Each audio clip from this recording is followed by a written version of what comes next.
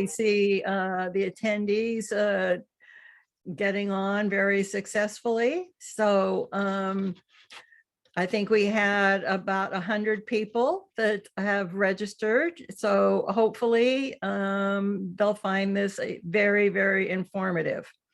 So with that, I'll go ahead and get started. My name is Maury Lewis. I'm president of the League of Women Voters of Kitsap. And I want to welcome all of you to this roundtable discussion of climate change in Kitsap County and what we're doing to address the immediate challenges. This is a Zoom webinar rather than a meeting, which means that we'll continue to see all the panelists, but not all of the attendees out in the audience. And I do need to let you know that we are recording this and it will be posted up on our website at lwv-kitsap.org. I also want to begin by acknowledging that our homes and gathering places all throughout Kitsap County are within the ancestral territories of the Squalam and the Suquamish tribes.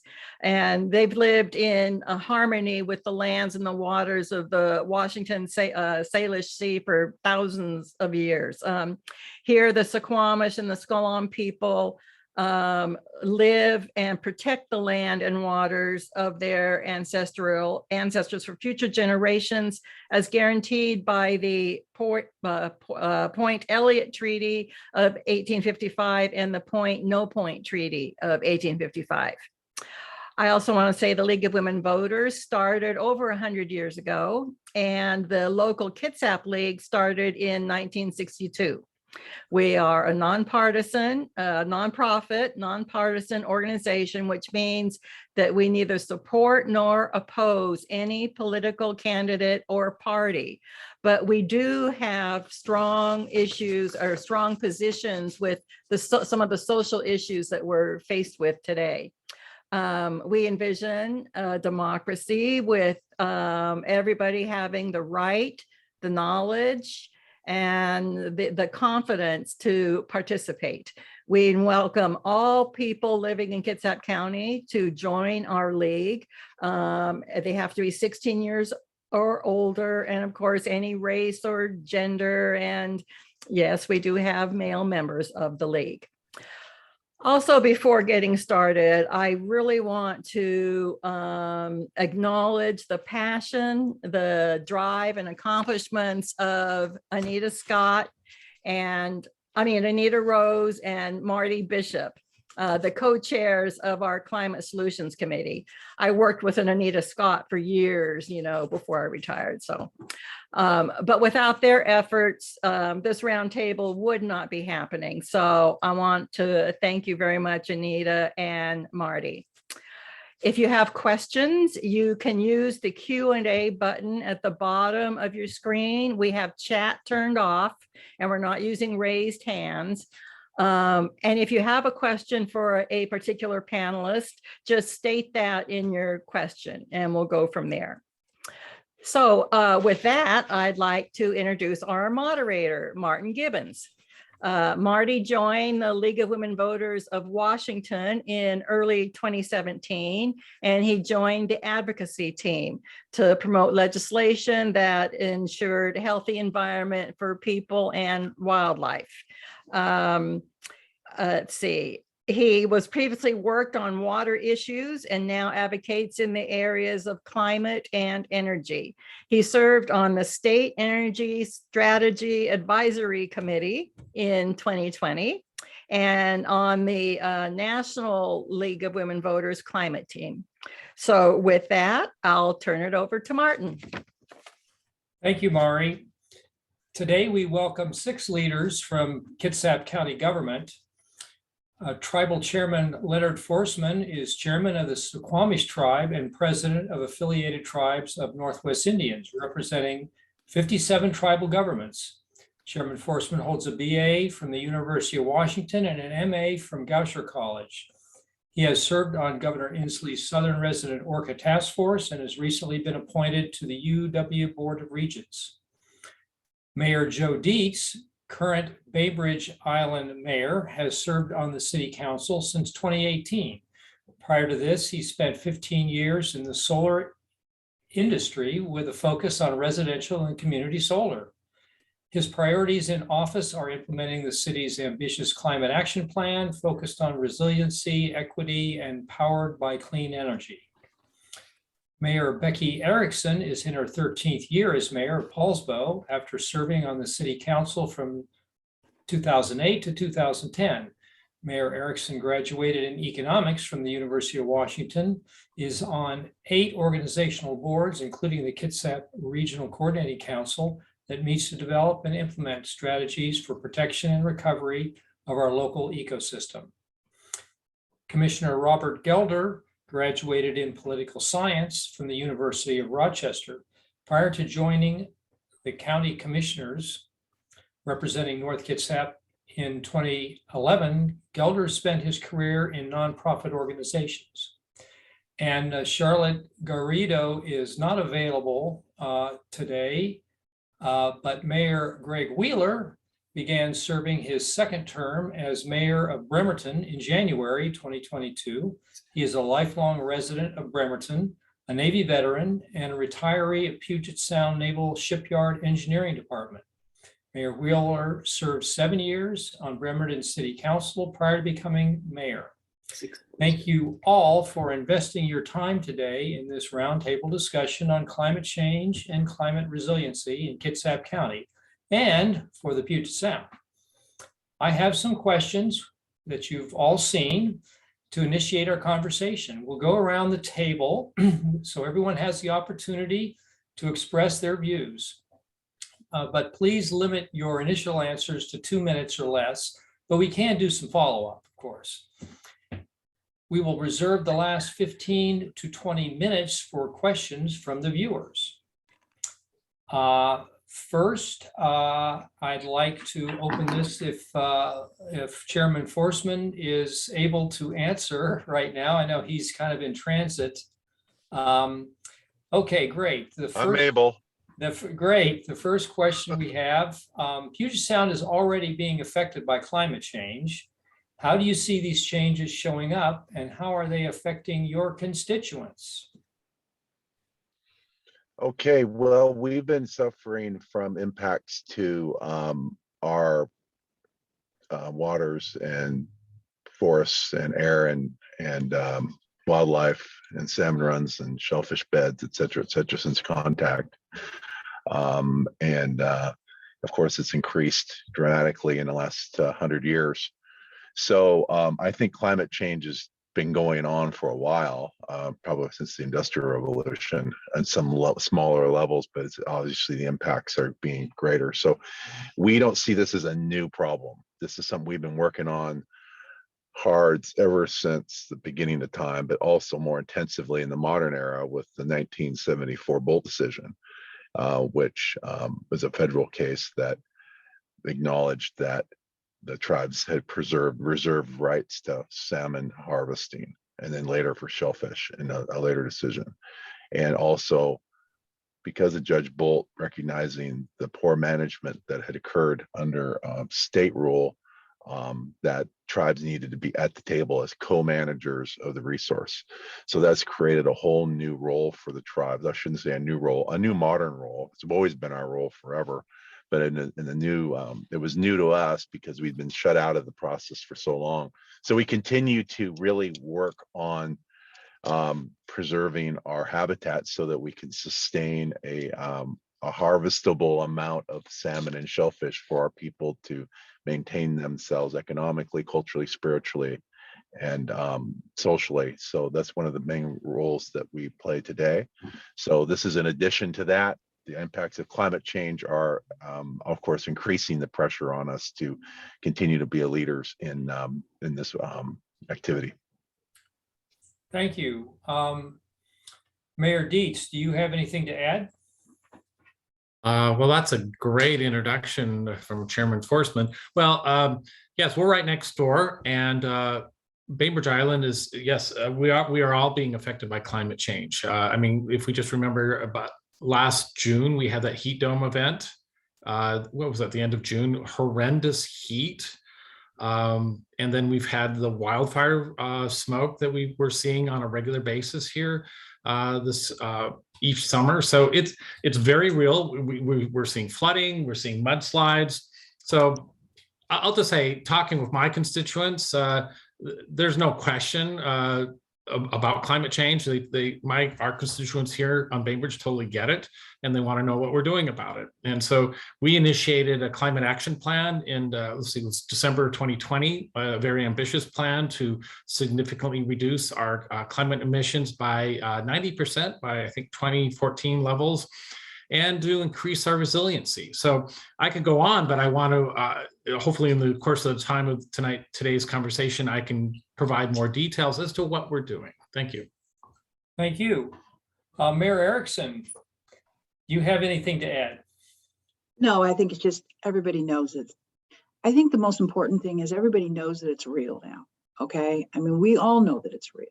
You know, we're all seeing the urban flooding. We're seeing the lack of trees. We all sweltered in the 106 degrees. I mean, and I don't think that even those most, how should we say, short-sighted are now coming to the recognition that there's some substantial changes occurring. And Mayor Deets said it great, which is we all know what's happening. So what are we going to do about it? I mean, the real question is, what are we going to do? Because I think it's common knowledge. And everybody, you know, 106 degrees in Poulsbo, you know, urban flooding, remember, you know, no, it's real, and we need to do something about it. Commissioner Gelder, anything to add? Thank you. I'll just try to add a couple points that are probably related to some of the comments you've already heard, and that being when it comes to just sort of the transition of how our moisture, you know, we have in just my time, 30 plus years of being in the Northwest, I remember winter was just this constant mist, right? Which actually was great because it would infiltrate into our ground. It would help with our groundwater supplies, et cetera. But as folks have mentioned, with the flooding, our rain patterns have changed because of climate change. They're more intense, they're fast, they cause that flooding, which then impacts stormwater issues, which then, you know, has that systemic issue when it comes to stormwater and water quality, et cetera. And the other piece, piggybacking on Mayor Deets, in terms of the wildfire smoke, I think one of the other things that we're really seeing is that prevalence of respiratory illnesses, et cetera, from folks that are experiencing that, whether it's heat, whether it's a change in pollen levels, you name it, because of the various elements, we are seeing it real time right now. And Mayor Wheeler. It's hard to top this all-star lineup, but I'll add a few, and thanks to the league also for hosting this. You know, one of the hardest things for us is the range of challenges now are hard to quantify. You know, we get 106, 109 in the summer, then we have two snow events in the last 5 years that we haven't faced before. You know, either in quantity of accumulation of snow by inches and duration, or last year the cold created a different type of challenge for us with clearing roads. And so trying to develop resources and strategies at the local level is very difficult. And when you're trying to help vulnerable populations, that's a real problem when it comes to heat and cold. We have one land-based way to get onto the peninsula, and that is slowly becoming a vulnerable access point for Kitsap County residents and workers. As the climate change creates sea level rise, tides are now coming in over the roadway, and that's the modeling suggests that we should expect that to increase, and so that's a real threat. And that's just an example of how all of our shoreline properties and a lot of our areas are going to be affected in the future. Well, that's a great lead into the next question. Kitsap County has many miles of coastline and waterfront. What are the threats from sea level rise and what plans are in place or being considered to mitigate the damage? And since Mayor Wheeler came up with that theme, why don't you start us off on that question? Yeah. Well, actually, to mitigate, I can say that I think everybody on this call here is working in collaboration with a whole regional. It's a whole regional team, all the way up to Senator Patty Murray, Congressman Kilmer, and of course our state reps, specifically Senator Randall in the South End. I'm going to give you one example of how we're trying to combat what we see coming, and that's the Gorst intersection. And that whole exchange, that whole intersection needs to be redesigned with climate change in mind. And so the challenges with improving our infrastructure is when we're done, we should have zero net loss also on the surrounding critical areas, our cultural resources, our environmental resources. At a minimum, there should be zero net loss. Our goal with this project will be to improve surround our environment and our cultural resources. And obviously, Chairman Forsman can speak to those things, but we all value and need those assets. So that's one thing we're all working on together, Kitsap County. Well, how about Commissioner Gelder? Do you have anything to add?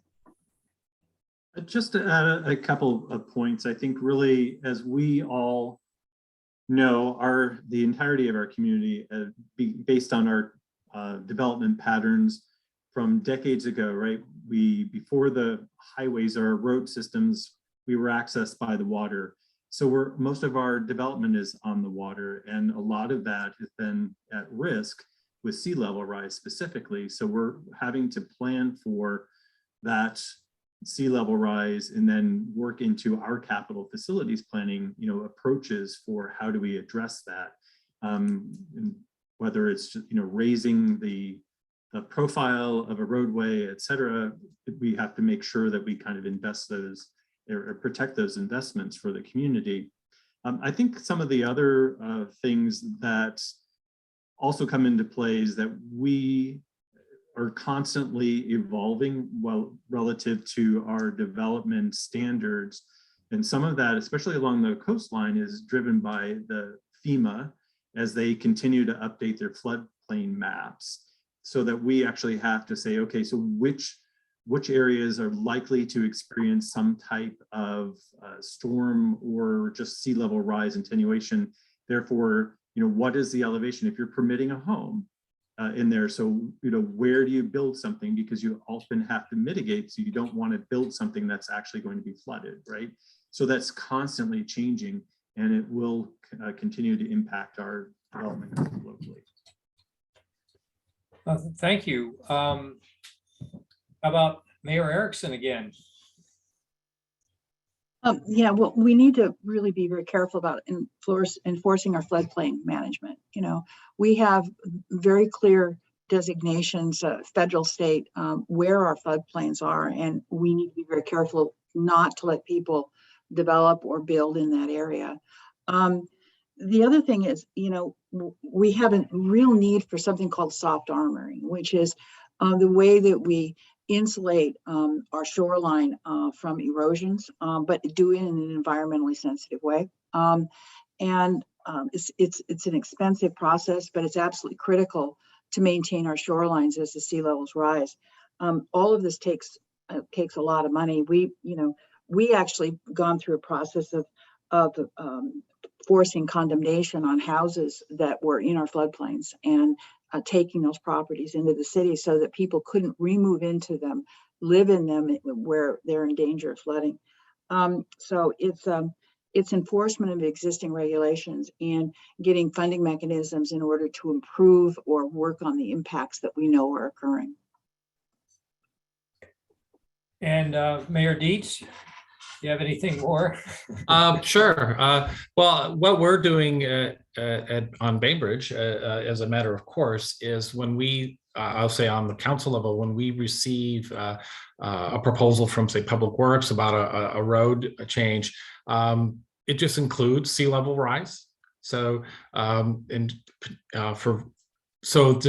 just something now as a matter of course that so when we make decisions, what are we going to do with this road? It's not current conditions, but what is the change? So that is something we've been implementing. Also, I note that we have budgeted money to do create high resolution sea level rise mapping. So a lot of this is we want to get the data. There's obviously certain parts of our community that are very susceptible to risk with sea level rise. So we're going to invest $50,000 this year to do the sea level rise mapping, and then we will be forearmed with information. So that's where we're at right now. Great. And Chairman Forsman, any final words? Just that a lot's been covered, and biodiversity is super important on the shorelines, and that fact that the sea levels rising impacting erosion, but erosion is good for the beaches, but not at the rate that we're seeing. So we have to continue to invest in more creative and innovative methods of addressing this issue. Yeah. I think what I heard with this was several specific things: the floodplain sensitivity, roads potentially being flooded. That occurs in my neighborhood now, and I think, and then significantly the soft armoring of the shorelines for habitat. Are there any things specific along those lines that are the most important or are being handled right now? And if anybody wants to jump in, stuff that our viewers, the other people attending, our attendees, I should say, should be looking forward to seeing in Kitsap County soon along those lines. I'm thinking maybe, the road thing, but I guess I want to get into maybe the habitat, such as that soft armoring that came up. Any activities directed at that right now? It's real important along Lamolo and in Poulsbo. We're just trying to get funding for it. That will be Commissioner Gelder and I have discussed, what we need to do along that portion of our shoreline.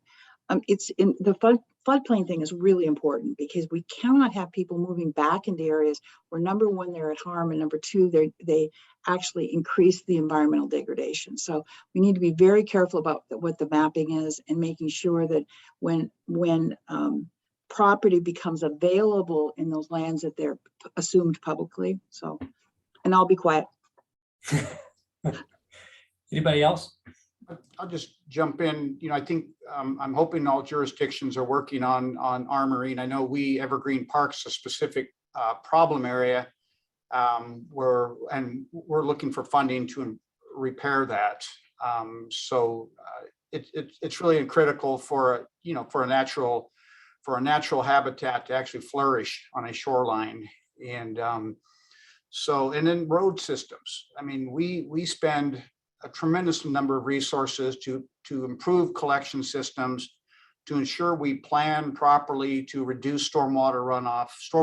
Controlling stormwater is one of the, couple of good big things we do in a city, but controlling stormwater is huge. And ensuring that we have, it's either retained on the property, or if it is going to go into a road, there's proper collection system. We have to be able to process it. And nothing should go into the sound that is not pure. And so all of those things, just in that alone, are important. They take, and that folks should know a lot of our resources, what they pay in their utility rates covers this type of analysis and actual construction. Anybody else want to jump into that? Okay, Mayor Deets. Yeah, well, I would say just what are we doing to improve our runoff? Our wastewater treatment plant in Winslow, we're investing quite a bit of money to upgrade that.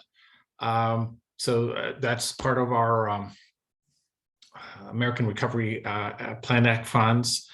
We allocated $1 million for upgrading that plant. So that's something coming, part of this is for us is making a commitment in funds. And we do have a full-time climate officer on staff. So again, that is a significant expense for our city.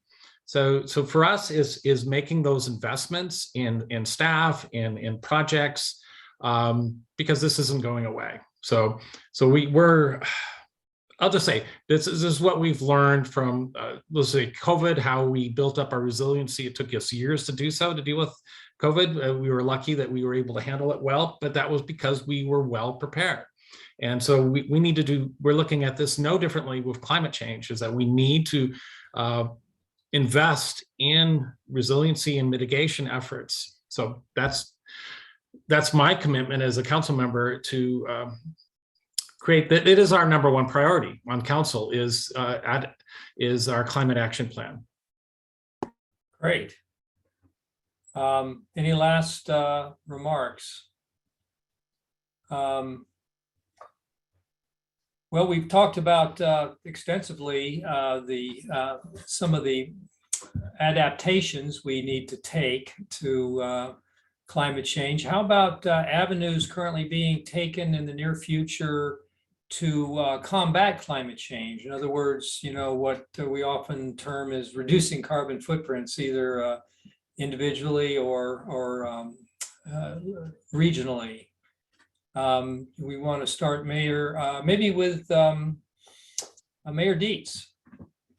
Oh, sure. So what are we doing to reduce carbon emissions? Yeah, in your how much time do we have? well, maybe just 2 minutes for the Yeah, initial, and then we could get some more detail later. Well, our biggest emissions is our association with Puget Sound Energy. So we are working with them to get them to reduce their emissions. This is something I do as mayor. I've been working with the UTC to get them to take, I'll tell you, a more serious approach to their energy mix.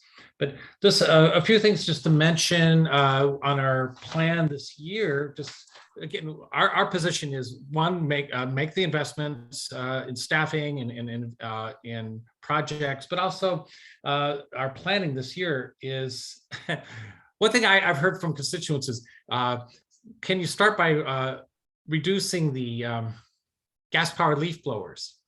Sometimes you hear these sort of like, really, that's really important to you?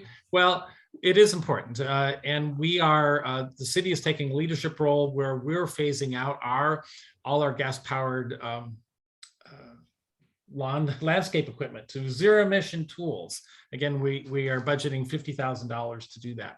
And once we do that, then we're going to turn around and say, okay, the rest of the community, you need to follow suit. We are very active in solar, something my background. So we do have the largest solar energy system at City Hall.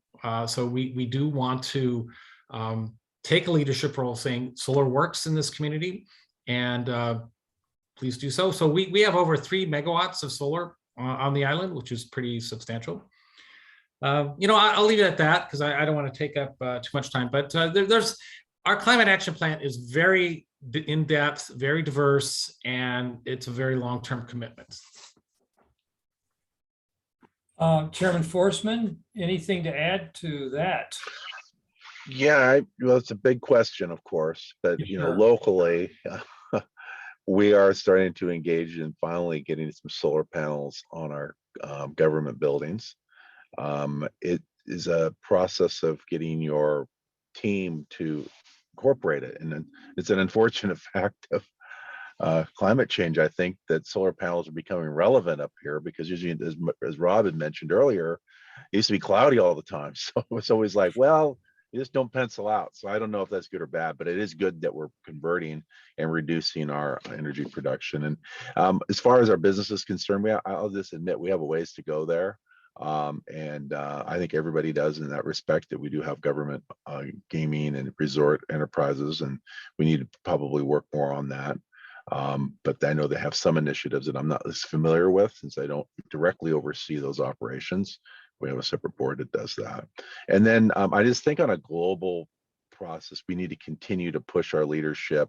And I think we have great leadership in the state and in DC right now on climate issues, but we have to, continue to think broadly on how we reduce it. And new energy sources sometimes have impacts as well. So it's not all just about getting off fossil fuel, although it's super important. Other industries have impacts as well. So we just need to remember to be cognizant of that. And also remember that we have emerging third world economies. And that's another issue that we have. How we manage and say, well, we want you to reduce, we want you to have a smaller carbon footprint than us, although we've had a big carbon footprint for a couple, for a century or more. It's just something that creates a dilemma on an international stage, but so that's just maybe a little larger than a question for this group. I think we all have to think globally as well. That's all. Yeah. Okay. Kind of losing track of who hasn't talked. Mayor Erickson. Is the question how we're going to reduce carbon, or I'm sorry, I'm lost track of the question. Really how are the your local communities Local jurisdiction addressing greenhouse gas release is the obvious one, more on the side of what are we doing to prevent it as best we can. Maybe one way is to keep the global temperature rise down to 1.5, or maybe it's 2 now Celsius, and what everybody has to do something, I think. And right. What are the smaller jurisdictions? One of the we are small. It's 4.7 land miles. It's 5.3 including the bay. So we're a really tiny footprint. But there are things that we need to do, and one of the things that's really bothering me is we need to increase our definition or change our definition of a significant tree. Why is that important? The definition of our significant trees in Poulsbo is 10 inches at chest height. It should be 6.5. What will that do? That will allow us to retain a lot more trees as we develop. Trees and planting trees in an urban environment is hugely important for not only the quality of the life, but to control temperature. And when we had the big heat, those of us that were lucky enough to have woods around us really felt the difference. It's important to plant trees. This last winter, we had 1,000 trees donated to us, and we planted trees all over Poulsbo, and we're going to plant trees again this year. And so that's one of the things that we're definitely doing. We are increasing our stormwater monitoring, really beefing that up. They've changed the definition of what we're supposed to be looking for in ecology. It was E. coli, and that it was, they've changed the actual monitoring methods in ecology, which isn't helpful. And so we're dealing with that. And the other thing is we're developing densely in Poulsbo so that the rural lands stay untouched and allow for aquifer recharge, carbon sequestration in our trees. You leave the rural lands alone and you build inside the cities. It has a great impact on what we do from a climate standpoint. But we're a pretty tiny place. We're trying to do our part. But yeah, those are some specifics. Commissioner Gelder, do you have anything to add? Sure, thanks. I think I missed the opportunity to talk about some of what the county is doing relative to preserving or helping our marine. Oh, okay, I'm sorry. No, so that's okay. I think the question was worded a little bit differently, so I didn't quite track that. My apologies, but really on that front, we are making large investments in regional stormwater facilities. So it's not, obviously, it used to be just about controlling flow, but it's also controlling quality. So we're really kind of doing that, whether it's the Manchester Stormwater Park, the improvements we've made in Silverdale, looking at a regional stormwater facility in Kingston as well, so that these are really retrofits. As we've learned and the needle has moved, we're going back and trying to put new technology into really affect the changes overall. But relative to some of the climate change pieces, the county is currently this year working on, for the first time ever, developing a EV code, so electric vehicle code. And sort of where would that be when it's triggered for, new commercial properties, residential properties, et cetera. So that's being developed as we currently speak. Another thing that I'm really happy about is that the county's changed a year or so ago our level of service when it came to managing municipal solid waste, such that we're phasing in curbside composting.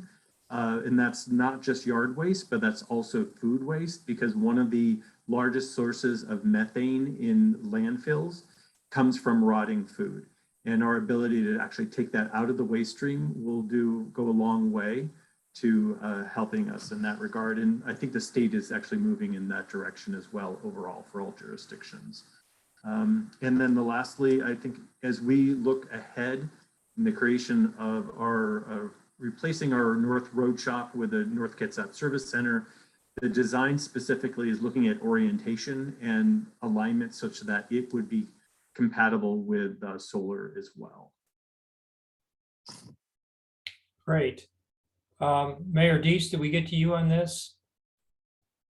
Yeah, but I'll just thought of some other things to say relating to waste is we did pass an ordinance to that businesses can't, we're trying to reduce our single-use utensils.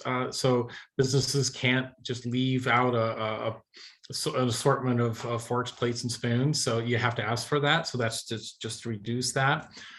We are working on putting in a biodigester. I mean, this is right now more of an exploratory phase, but relating to the food waste that Commissioner Gelder identified, we look at this as, well, let's turn this into energy and our food waste. So let's close that loop. And so we have a site in mind, and we have some parties that are interested in working with us. So that I'm very excited about. So biodigester, some waste ordinances that we've implemented. And again, a lot of this is relating to, requires education, informing the fellow islanders what we're doing and why. So community outreach is a big part of the work we do here. Yeah. I don't know if you were aware yet, the legislature passed a bill requiring more collection of the organic waste. And there were some exemptions, I think, for smaller regions on that, but keep that out of the landfills, which is now creating methane. There was also another bill passed on capturing the methane in landfills if possible, and dealing with that, because that's a powerful greenhouse gas. But so those, I believe those kind of things are important. How about, did everybody get what they wanted to say there? I probably should chime in, Martin. Okay. I'll try to be quick. I think we've got a lot of things to cover, but everybody's covered some great points. Electrification of mass transit, that's a big one. And we've all advocated, not only as board members, and been supportive of Kitsap Transit's leadership, electrification of the bus system. And of course, Fast Ferry is a prototype's coming our way, but also Washington State Ferries. We do have solid leadership, and a role that I can play, and I did play, was joining the mayor of Mukilteo. We wrote an op-ed to the Seattle Times requesting a lot of the things that are in the long-range plan for Washington State Fairs, including electrification. And we've all had success in this, and we all lobbied our legislators. Local planning is a big one. Creating communities, which we're doing in Bremerton, all over our city, where you increase walkability, you increase cycling options, you do densify, you build more density. This is all designed to preserve our rural areas, our open spaces, our critical areas, wetlands out in the county. So all important. That's just just real quick, impacts of climate change. Someday we'll have to get into what an older city like Bremerton, who collects most of their stormwater into a system that combines it with sewer. It is an ancient system. With recent climate change, rain events now are creating a quantity that we can barely manage right now. And that is a hugely expensive proposition to separate those, and to treat it properly. And so those are challenges we're facing. And rain events, we didn't mention that earlier, but rain events are part of this climate challenge that we're having. Yeah.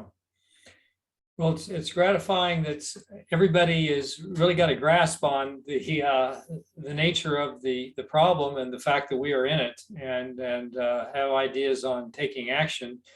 How about what are the most important actions members of the communities and the tribes can take, and what will make those attractive to the community? Any ideas on that?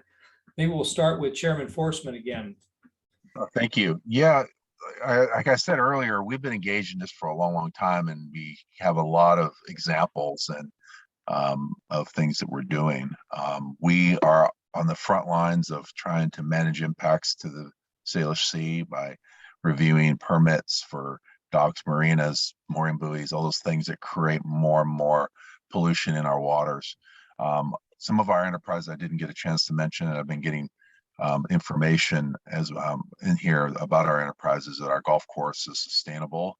And we also are engaged in a lot of activities where we are treating our stormwater to a higher level than the state standards at our casino. So we're very engaged in that. And also, our housing programs are working to try to create more dense housing within the reservation, so we don't have as any, try to lessen sprawl. And we're always out there fighting for our natural resources. And on a state and international level, I've been involved with the Biden administration on a 30% preservation program, 30 by 30 it's called, where 30% of the nation's landscape will be preserved for natural resource preservation. And also with the state and the tribes are very engaged in part of getting the legislation passed to implement the climate change legislation that we're getting more and more familiar with. That is a carbon reducing initiative. We have a lot more time, a lot more work and time to invest in that process, but I think it's very important that we stay engaged with the Department of Ecology and the other state agencies as they implement this new climate bill. Great. And, the question is for everybody again, as Chairman Forsman answered, what are the actions in the communities, the community members, what's going to be important to them? So maybe we'll go to Chairman or Mayor Wheeler for see what if you got anything to add. Yeah, just one chairman here. Yeah, there's one chairman. That's right. No, so our members can do so much. In fact, they're the key. It is going to be personal habits. It could be consumption habits, being mindful of consumption. If we're to the point, and we should be there where if we can afford to even analyzing supply chain, we promoting cycling and walking, shopping local, stormwater, how we retain stormwater, what we do with our own landscaping, hardscaping versus things that absorb water, while at the same time. And a lot of these, this is all interconnected. We're talking about what might be healthy for the Puget Sound, but honestly, it's interconnected with climate change. And these just personal habits, you could, if people want to walk to work with me every day, I've been doing this for about 40 years now, first in the shipyard, now down to City Hall. We've had one vehicle, which I rarely use. It's my wife's. And so that's, and then fortunately, and someday, hopefully we'll have an electrified transit system, including the Washington State Ferry. And now we can have zero impact, here in Bremerton if people choose, and just personal habits like that. Yeah, thank you. And Commissioner Gelder, anything to add? But just one thought that really, I think Mayor Wheeler hit it on the head, right? There's only so much that local jurisdictions can do to regulate this. It is about that personal empowerment in making choices that cumulatively have that impact that actually starts to bend the needle. And as much as we electrify, this is about, you know, lending our respective voices, not only through the local, each one of us go through a comprehensive plan process update, get involved, be part of that, be part of the conversation. It gets more complicated as when a lot of the decisions and rulemaking happens on a state level. How does the community actually plug into that and be effective? And that's a challenge. That's a challenge for us as well on many levels. It seems like we're always behind, but lending your voice there is really huge. And I would have to say that, going back to what Mayor Deets talked about in that partnership with Puget Sound Energy or any other energy provider, it's, you know, we can electrify things, but if we don't change how that electricity is generated or created, you know, what have we done? Right? So we're almost changing one part of the equation and not the entirety of it. So that takes all of us collectively to really make that change happen. Yeah. And Mayor Erickson? It's easy to say to electrify, but what is it? 27% of the electricity coming from PSE is made from natural gas, and then another, what is it, 23% is made from coal. So 50% of the electricity coming through the wires is coming from carbon fuel. So, you know, Joe's right, you know, we've got to start looking at solar in order to replace some of those things. But, you know, the other thing I call it live small. You know, walk to work. Greg's right, you know, walking, you know, getting out, walking, and getting out of your cars it's important. You know, don't use them unless you absolutely have to. You know, as I said, we're building densely in Poulsbo so the rural can stay rural in order to protect environments. Plant trees, save the trees that you have. You know, just because a tree's blocking somebody's view, don't cut it down, please. Don't cut the trees down. You know, right now we're changing our code so that stormwater features are amenities. Now, we already have a very large stormwater park, but now they're building stormwater vaults, which are like cement boxes to capture the stormwater. Well, put an amenity on the top of it. We're going to put pickleball courts and stuff on top of the stormwater vault. I mean, and I think the big thing that I'm trying to convince people is what I call live small. You know, do you really need a 2,800 square foot house for one person or two people? I mean, can't we build a little smaller and, you know, take fewer resources? Those are the things that we talk about in Poulsbo. And some we can build into code, others we can't. We don't have the legal authority. But, you know, if we encourage people to what I call live small, you know, don't take so much, I think we're all going to be better off. And Mayor Deets? Sure. Wow, it's hard to add with all the great comments that have been made. Let me see. We have a community climate challenge that we've launched just recently, and to get people involved. But let's just say one thing. Part of my role as a public official is to be receptive and hear people. And I've heard over and over again in my term of office the importance of when people say, what is important to me? Is they say, I want to get out of my car and be able to ride my bike. I want to go for walks. People want to do this, but to do it, they need to feel safe. And so our roads are atrocious for that in many respects. So we have initiated a sustainable transportation plan. We just approved this about a month ago. Again, it's an ambitious, but I would say first step to really invest some monies into non-motorized transportation routes. So we don't just tell people to do this, but they feel safe to do so. So it's a partnership of me as a public official hearing what's important to people and to help them do what it is that they want to do. So maybe I'll leave it at that. But what I see is we are a reflection of the community, and I try and listen to what people want and structure the city's organization to do this. Oh, one thing I'll just mention, last night's council meeting, this comes to my head. We were talking about expanding a sewer service the south end of the island, getting some, there's a term for this, but 100 additional units from a sewer facility.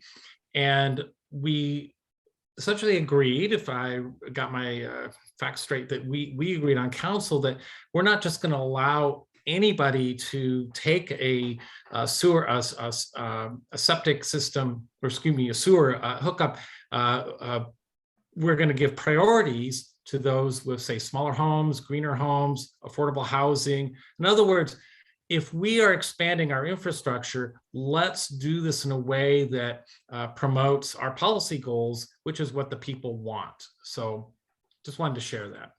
Yeah, and you brought up a point here that I was going to ask about incentives, and your incentive was somewhat, how can we incentivize smaller homes, as Mayor Erickson brought up, by some policies there, and of course buildings in our state, region by region, might be a little different, but buildings are a big part of our greenhouse gas problem, greenhouse gas additions, and even though we are getting some fossil electricity from Montana right now, that is due to go away if we can make the policy stick in 2025, I think it is. But that's still a big problem. Nevertheless, building electrification is seen as a part of the solution, and a big part of the solution, as I said. How about in your communities? Are we doing anything to incentivize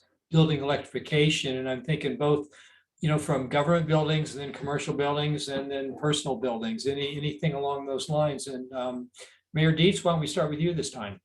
Well, one thing, we would like more stringent building codes to be able to do that. And we've been prohibited under the state law that we can't have anything more substantial than the state building code. And unfortunately, there was one of your questions, Martin, if I believe, was what are your comments about legislation in Olympia? And and what I say, everyone, I can ask the questions I want to ask, but you can answer the questions you want to answer. So go for it. Well, I'll just say there was House Bill 1770, which basically allowed small cities such as us to initiate a more stringent building code. Failed. Yep.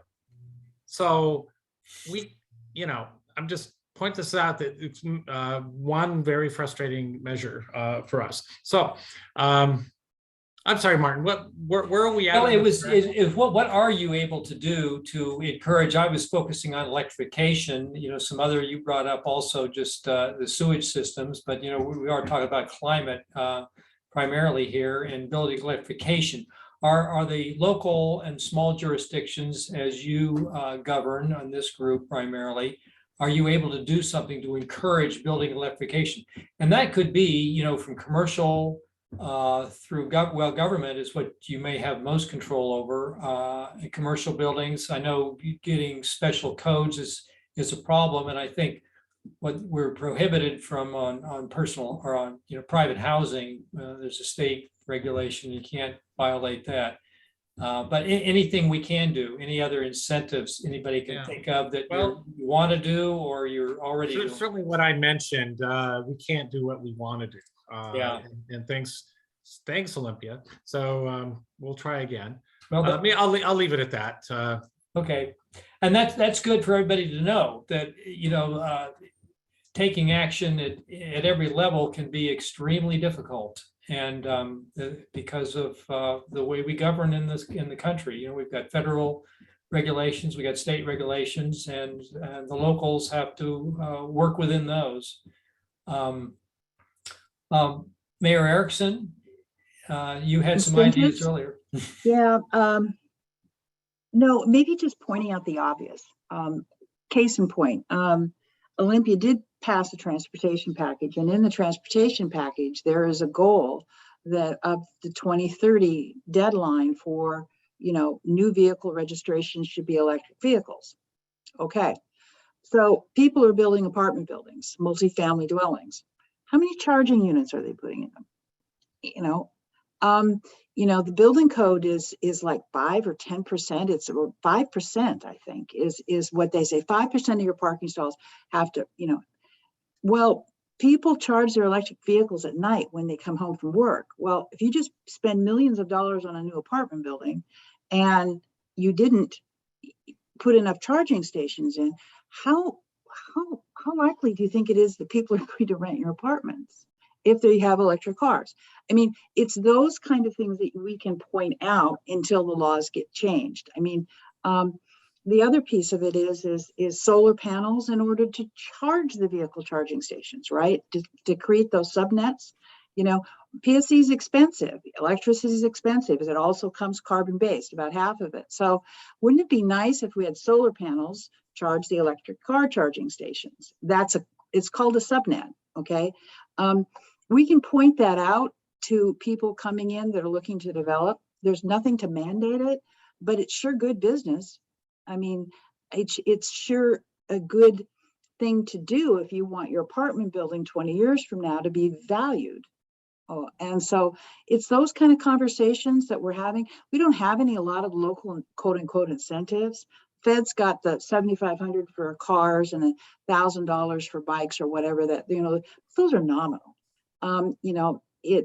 What we can do is point out with the directions we see things going and encourage people to act in appropriate ways. Mhm. Commissioner Gelder?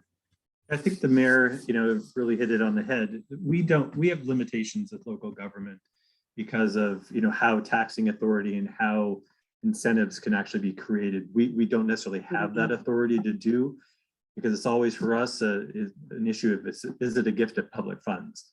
And so that's always kind of our measure. I was trying to think in this case, are there ways of doing some type of incentive? It's maybe akin to, think of transfer of development rights, which is basically taking the development rights from a rural parcel and transferring it to an urban area. And the reason, it's a bit market-based, but it creates an incentive to buy one if they can do something, get some additional height, say, or additional density in that urban area. So there's a little bit of an incentive there. But at the same time, it's really challenging. I think on some level, the market is going to drive those incentives more, the attractiveness of that new development to a renter or whomever.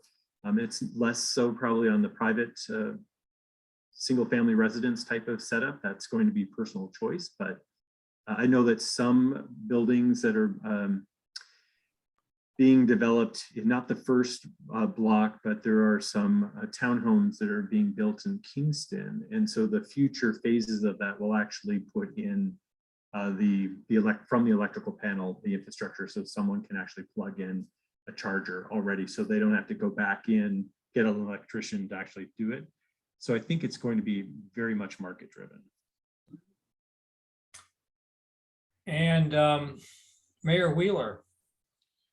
Well, it's hard to add to everything I've heard, but one of the focus areas we can do, is, and I will say we're starting a conversion of our city fleet. And so we can do those things, but as everybody's mentioned, at some point, if you do a conversion and it's successful and it's done quickly, you will tax whatever system that is generating that electricity. And so we need to be, I think we're all mindful of, right now, hydroelectrics is pretty easy electricity. We know the damage that can cause to the environment. We understand what can happen if we tax that system. Bainbridge, Mayor Deets, nobody wants a new large power plant. And so if they can help it. Conservation, I do believe is a key here at the local level. We embrace technology. We give folks remote telecommute options, remote work options. We embrace the notion that cycling and walkability are those type of things are promoted. Weatherization. City of Bremerton, I started a new program when I got into office about helping people, weatherize their homes so they aren't wasting their energy. They're able to heat their homes. They're able to have a healthier home. Their energy that they bring in is reduced because that reduces costs. So we're helping lower income homes create a healthier. So getting in the habit of reducing our demand, I think is going to be a key. If we add 80,000 people into the county, I think that's really conservative over the next 30 years. If we add 80,000 people and all the commerce, it doesn't matter if these vehicles are electric and we have the purest source available. We're going to have to construct new grids to accommodate all of this commerce and all of this residential activity. And so we have to be smart how we construct, because even that has a tremendous impact on the environment. When you're adding lanes to highways, there's, especially a built climate environment, there's tremendous impacts to accommodate the new people coming. So my 2 cents, but we are working towards electrification is a cleaner energy source. Please know that's happening too. Yeah. Well, thank you. Of course, we're almost an hour into the discussion now, and we want to get to some of the viewer questions, but I'm going to try to ask 2 more questions here and combine some that I intended to be separate, but I'd like to jump back to habitat a bit, and we've touched on this a lot actually, but the question is really what steps are being taken to reduce the habitat degradation and encroachment, and with the resulting stream temperature rises and pollution runoff. And I know we have touched on the sewage system and the problems with stormwater control. Are there other things along those lines that we are doing now or are intending to do in the near future? And Mayor Wheeler, I'll let you go first. Did you understand the question? Martin, not fully. Yeah, it's some things that they're considering at the state level, certainly, or problems identified. That's what I know more about. Stream temperature rise due to one of the things is the habitat destruction of cutting trees down next to the stream, so they're not shaded. Just like houses aren't shaded, they get warmer. Are there any actions being taken there, or just to do other pollution controls to prevent polluted water from flowing into the streams right now? That things we haven't touched on. And as I said, some of you brought up the sewage issue. Yeah, it's a huge part of what we do in the city. We are just give Ostrich Bay Creek and Kitsap Creek. They're two urban environments there, but when you restore these culverts and creeks, that requires maintaining, at a minimum, maintaining the natural habitats already there. Your natural wood and brush and things that are supposed to promote restoration.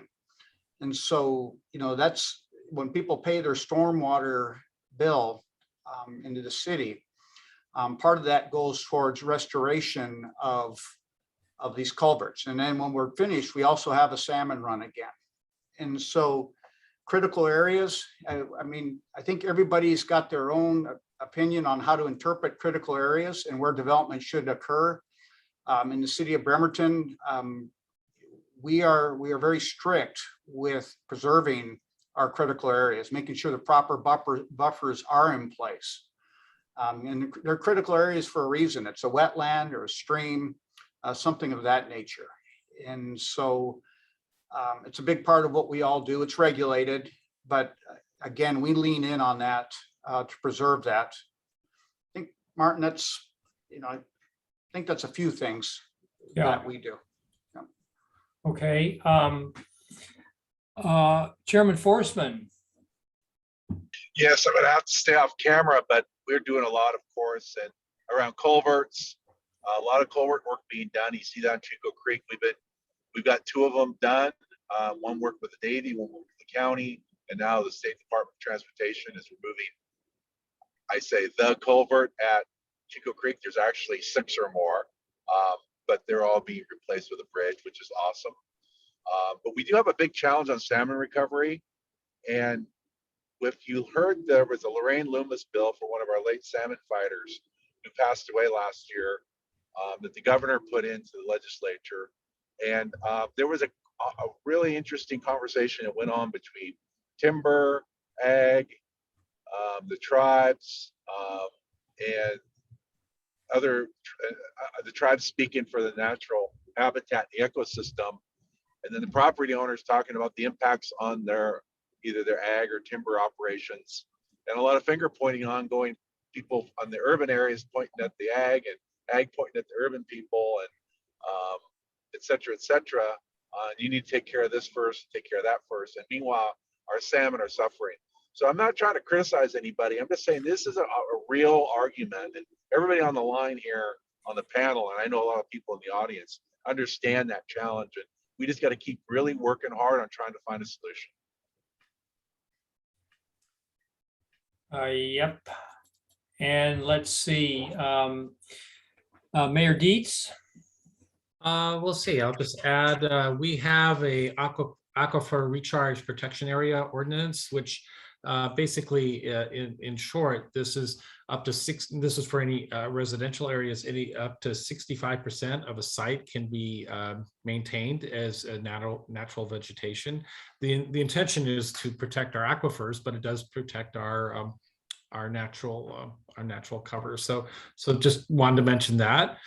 We passed over a year ago a new subdivision ordinance, which basically clusters homes together and creates allows for more natural vegetation. So we did such a thing. So we have a design review board which actually looks at buildings that, you know, we try and guide people to create the kind of buildings that work on an environmental scale. So but it's hard, you know, to tell people what to do. And you know, do we get backlash? Yes, we do. And Mayor Erickson.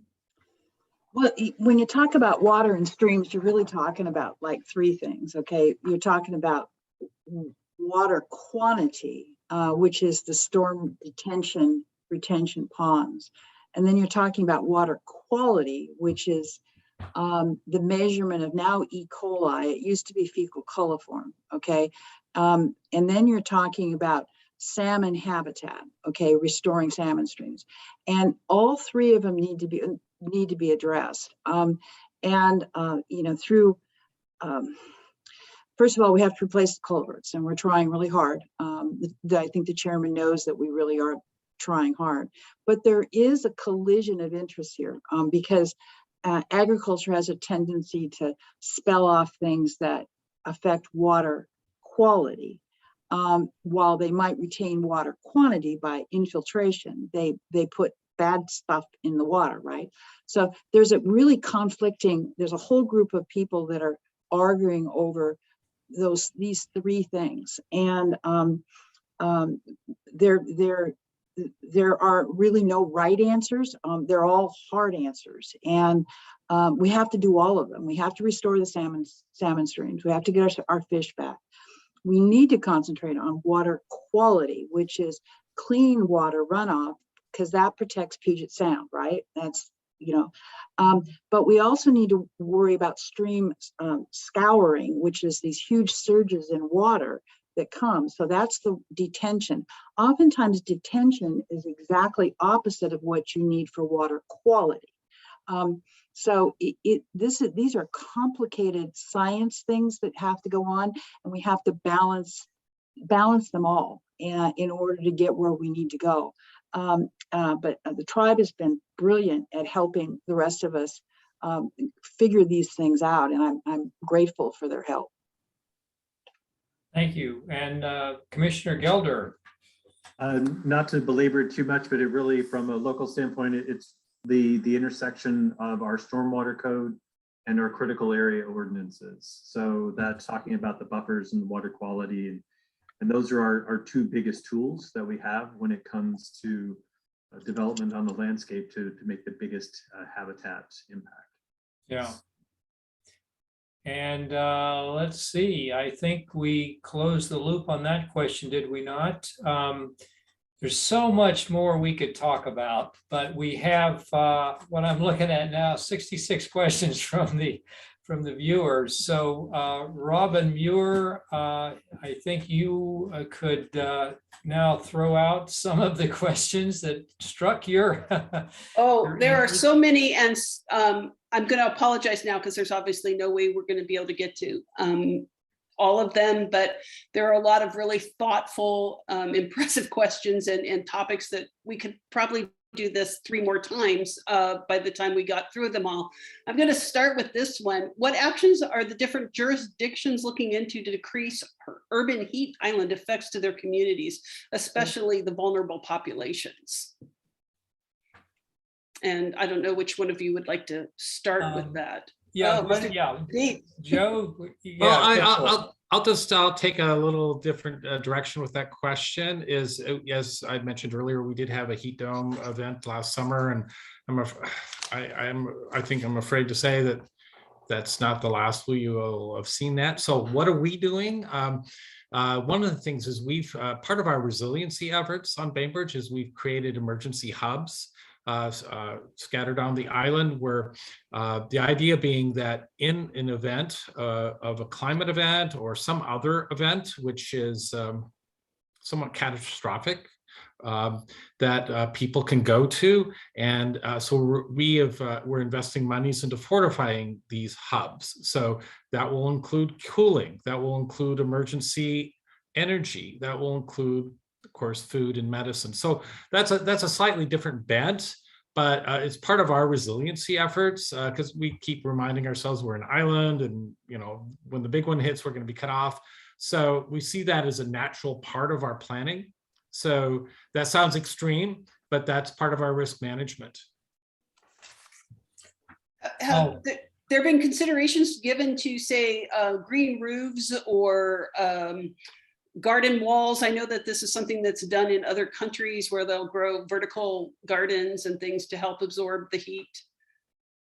Do we that? I'd love to see it, but it's difficult for to incentivize. Like maybe you've heard that discussion that we don't have the capacity to say, here's a whole bunch of money or to do this. We don't have that capacity.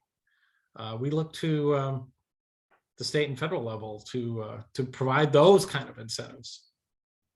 If anybody else would like to take a crack at that, raise your hand. I'll go. Okay. Trees. I keep saying plant trees. Okay, they're very, very helpful for temperature control. Also, if you plant the right trees, they suck up a lot of water. Alders, especially, lungs of the forest. Plant trees. That's the first thing. The second thing, we need to rethink our transportation. Parking lots. Parking lots are. You might as well just be putting big ovens in cities.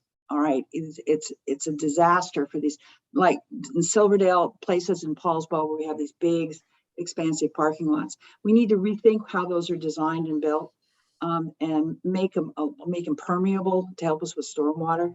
The city hall has 2 green roofs. I'm going to be real honest, I'm not a fan of them, and the reason why is they're incredibly difficult to maintain. They were incredibly expensive to build. We would have been far better ahead when this building was built to put solar panels up than the green roofs. The green roofs were done for stormwater, and techniques called filteras would have worked much more effectively. Now we got green roofs covered with blackberries, okay, which is, and structurally we had to put a whole bunch of extra money into this building in order to build them. So I'm not a fan of green roofs, but I am a fan. Point. Thank you. I'm a fan of trees, and I'm a fan of reducing our parking lots and making them less heat intensive. Okay, Thank you. This one is for Chairman Forsman. Is the tribe working on getting carbon credits for regrowing cleared timber areas and conserving existing stands? We are looking into that, but we lack enough acreage to probably make it pencil out as far as the investment in trying to recover it. We'll get into it. I would say though that we would love to get credit for what we're already doing. We already have acquired a lot of property. It's still in timber use, and some of it gets harvested and replanted. Most of it gets harvested and replanted. So the answer right now is no. The larger land-based tribes are many already engaged or will be engaged in that. And it was one of the questions that I did bring up during the discussion of the bill and how tribes with smaller land holdings can participate. Great question. Great, thank you. This one, does the county or cities have a plan to encourage small grocery stores in villages and developments so that people do not drive 5 miles or more to buy milk and or eggs when they could walk? The entry level costs are currently prohibitive in terms of fees and code reviews. I would say one of the things that, I mean, we do, and that's really through zoning, right? Because we are trying to then put the neighborhood commercial within the close proximity to those residential areas, and therefore allowing that use to happen. Because that's one of the things what we do, we don't necessarily do the licensing of a grocery store or some other business, but we do land use. So in order to open the door to saying that's an allowed use in that neighborhood that makes it walkable, that's what we're doing. So we're constantly looking at that as we go through our comp plan and making sure that our goals and policies, and it kind of ties back to one of the previous questions of how does that all go into the development regulations, design standards, et cetera, that can kind of tick the boxes and meet those goals. Walkable communities, and I would imagine that's more on a state level in terms of zoning. Is that correct? No, that happens on a local level. The state doesn't, although the legislature recently has wanted to get into the zoning business, it still is the purview of local jurisdictions. Okay. The local code would allow that. We have zoning in what's called our planned residential developments for a neighborhood market, but none of the developers have ever done it. In fact, they push back against it. Right now, a lot of the people that are building in our communities are very, very large companies, but they're national building companies, and it's not their model. That's what I keep getting, because it would be really nice to have some neighborhood groceries. It's very interesting. Kind of a different tack here. How is the Navy participating in the mitigation planning and planning to limit our activities that contribute to the climate crisis? I think that's probably Mayor Wheeler, since. Yes. Well, we do work pretty closely with the Navy, and right now part of the, and actually when I came into office, I hired a lobbyist to help us back in Washington, DC. And so there's a defense investment community fund back there that'll help us. We'll access that, help us to manage parking issues, transportation issues in the city. We need to mitigate the impact of a massive workforce. There's a number of reasons for that. And one of the big ones is obviously carbon emissions from, single occupancy vehicles trying to find a place to park. And so, we don't want to start increasing our roadways. We don't want to build parking structures and all the, extra ones. So we're working together on that. We work with the stormwater, how they manage their sewer system and their stormwater. We intersect there. One of the things we're working on is, a big one, and is the Gorst exchange. And that, so there's two approaches. Obviously, what are they doing to mitigate? The other one is, what are they doing to combat the effects of climate change? So, I don't want to speak too much on behalf of the Navy, but we do work closely on how they get their workers in and out of the city. And a lot of our planning we do as a county is designed that way. Robin, can I add a little something Of to that? course. In terms of the Navy, I mean, they work in a couple different ways. Often the offsets or the mitigation are related to different capital projects that they're undertaking. And so a few years ago, in partnership with the Hood Canal Coordinating Council, actually there was the creation of an in lieu fee mitigation program, which was a way that when a capital project happened, the impacts were then quantified and funds were placed into this in lieu fee mitigation program to actually then acquire property or do restoration to offset the impacts that they would have in their environment. The same thing happens on the west side of the county. And a great example of one of the results of that mitigation was the West Kingston Bridge, which helped to open up the last expanse of the Carpenter Creek estuary that goes into Apple Tree Cove. So we were finally, with the South Kingston Bridge and the West Kingston Bridge, able to open up the tidal attenuation of that estuary and restore it. So Excellent. The questions, I will say, these are cutting a broad swath. I'm really impressive.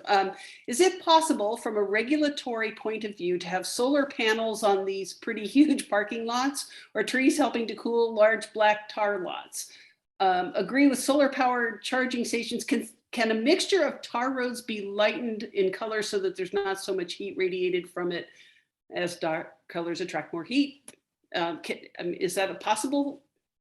Are we aware of this? Mr. Deets? Well, for someone who's been in the solar industry, yes, solar does work in Kitsap County. Just saying that, but it needs to be well sited. We're not like Hawaii where you can put panels any which way. It needs to be ideally face south or southish and without any obstruction. Otherwise, it's a waste of money. So siting is everything. So I actually push back when people say, are you going to require solar on buildings? It's like, good buildings, you know, a good site would be valuable.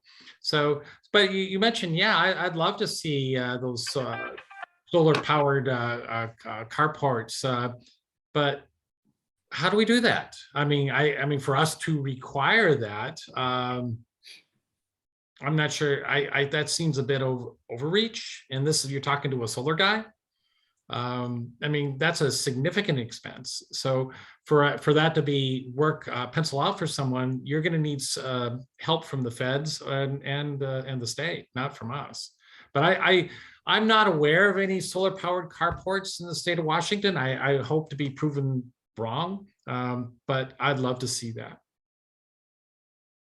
And are you talking, Mayor Deets, about individual solar powered carports, or I was thinking of Walmart parking lots? Yeah, I was thinking of that, the latter. I mean, I do know for a fact that people do have solar systems at their home, and then they use that to plug in their electric car, which is a beautiful concept. I mean, you literally have your gas station at your house.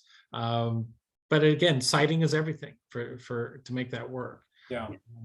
But let's just say there's plenty of good sites on large buildings for solar that are, I mean, we've barely scratched the surface. And meanwhile, my big plug for solar is the costs have come way down over the years and the efficiencies have gone way up. So it definitely works. And so I totally encourage people to do so and put some of our local companies to work. There's some good folks out there doing this. And one more, I think we have time for one last question here. This would be to all of you. Where do you see the most resistance to addressing the seriousness of climate change?